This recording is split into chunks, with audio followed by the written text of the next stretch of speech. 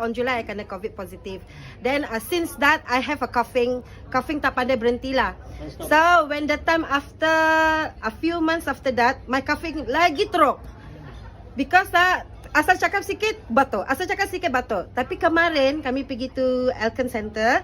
Okay, jadi minum itu PCM suruh minum tu Hydromi. Mungkin 4 gelas. Lepas semalam kita makan durian kan panas. Dalam hati saya mesti batuk lagi. Tapi balik saya cakap, Afin tanya saya, mana you punya batuk sudah? Saya cakap macam ada sekejap lagi ada, tapi tak ada sampai sekarang. Wow.